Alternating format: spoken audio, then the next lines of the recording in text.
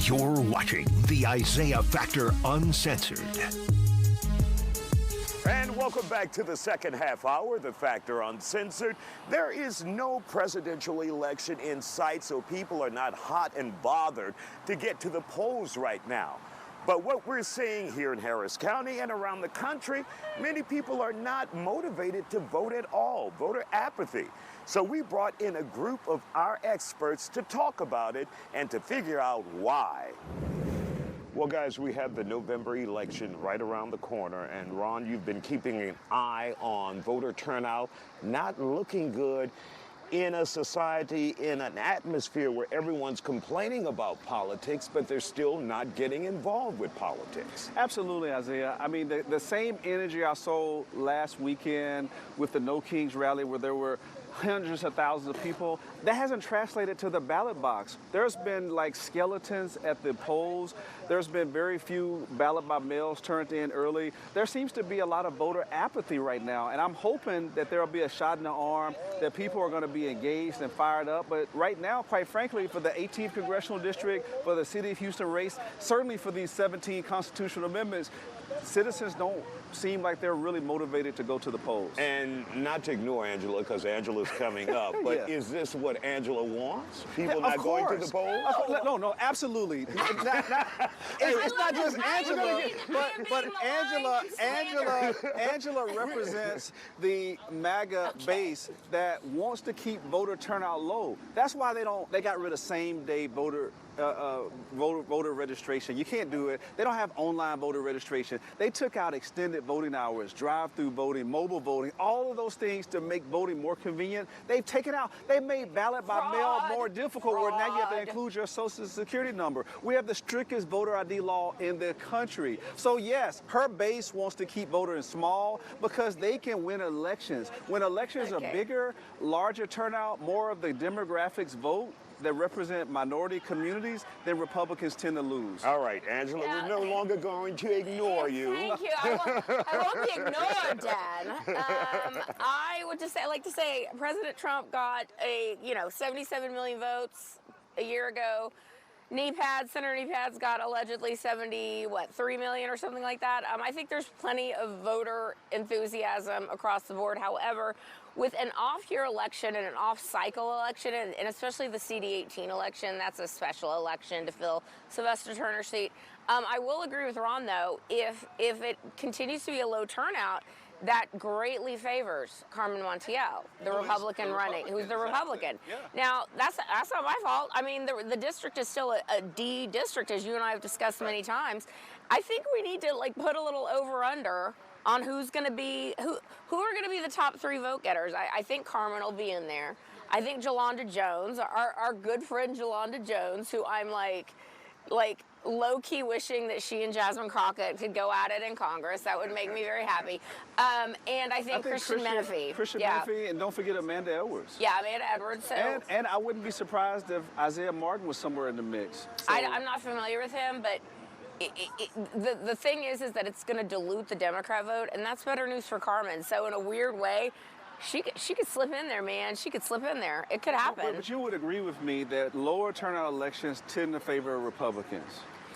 That's what the research shows. I mean, if that's what the research shows, I don't have a problem with that. I don't think that's what they say. If that's what they say, but again, I think that we're not dealing with necessarily the midterms. I think are going to be a high energy situation, and maybe some of the the Grand Tifa and Trans Tifa and Antifa and the people that wish Charlie Kirk to be assassinated every day, they'll be going out in droves to vote. Well, Isaiah, one of the theories that I have from talking to people feel beat down. When I talk to Democrats, they feel dejected by Trump and these executive orders, these ICE raids, these ending diversity, equity, and inclusion. That's what I'm telling them. Shouldn't that be enthusiasm to get out there and vote? But they feel deflated. Many of them feel like, they feel helpless. And I'm like, no, elections matter. You need to get your ass out there and vote. This is why you really should vote. But I hope that will change. Even when I'm out there at the No Kings rally, I saw very few people of color out there. It was mostly people who look like Angela. Liberal white women are the bane of my existence, as I will continue to say. There was a lot of soccer moms out there. The literal worst. All you West U moms out there, I know of what I speak. Look, again, I don't think it's a matter of, yes, like Democrats are dejected. The Trump record so far in less than a year has been extraordinary. The man does not sleep. Not even a year. Not even a year. It's been absolutely extraordinary. And the American people, by and large, support what he's doing. Not only that. Well, he's at his lowest approval rating. Even Harry Enton at CNN is saying, listen, the people, that when we poll these people, they're like, yeah, we expected him to do all these things.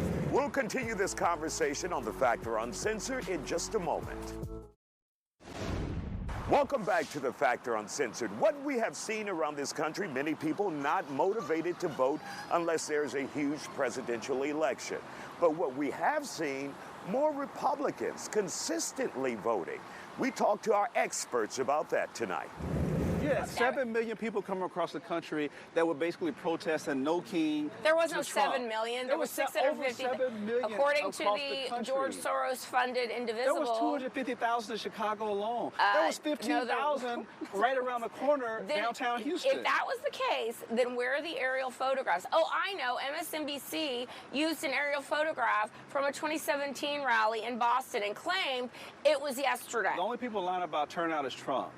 Okay, like, look, here's the thing, guys. They can be dejected all day. I love it when Democrats are dejected, but when Democrats are dejected, they get violent, as we have seen. No, we saw no violence. Right, thank God. And I have no problem with people going out and screaming at the sky peacefully. None whatsoever. But the Democrats have become increasingly willing to use violence to gain their ends, and that is something that is frightening for us all, I think. And really quick, Angela, let me ask you this.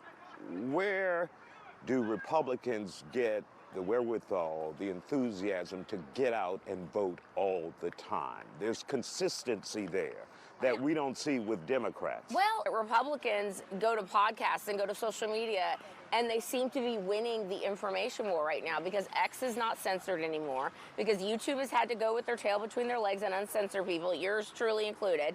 And they seem to be winning the meme war. They're winning. Like, Democrats are like, they're kind of sad sacks right now. I sort of feel bad for them. And one point she brings up. Yeah, right. Not really. Sorry, not sorry. No, sorry, One point she brings up, though, the Republicans embrace podcasts. They do, totally. During the last election Joe cycle. Rogan, they kill it. Rush Blogs, talking to non-journalists who are out there. Correct. And the Democrats were resistant to that. Did you make a mistake? And I do think you continue so. Absolutely. to make a mistake? I mean, doing an autopsy of it, I think there were some mistakes made. One of the mistakes was not embracing podcasts. There were millions of people that we missed by the podcast, but not embracing the podcast. That has been a great platform, talk radio, podcast from Joe Rogan, from all of the conservative media that they have. It's been effective, and Democrats are going to have to find a way to do a better job of getting our message out to the masses. They've done a great job of appealing to low information voters, voters that don't have college degrees. If Democrats have to do a better job. Let me bring this point, because I recently heard a report where they said when Hillary Clinton said the deplorables. Yeah. That hurted or voters. Joe Biden calling us garbage. And then when you say low information voters. Yeah. Low propensity voters.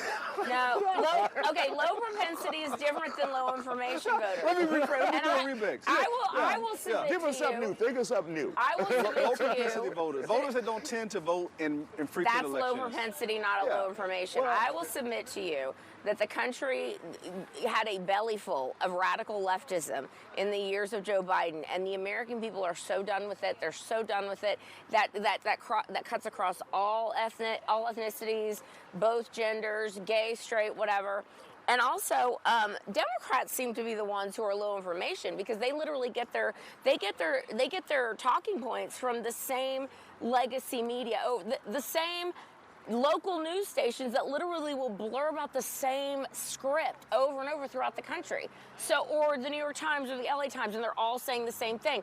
And they've been wrong about everything. Russia collusion hoax, Crossfire Hurricane hoax. I mean, the list goes on of the things they've outwardly out and out lied about, and the American people are waking up to that, and they don't trust the media. Well, there's so much misinformation and disinformation, flat out fake and false news that comes out from the right.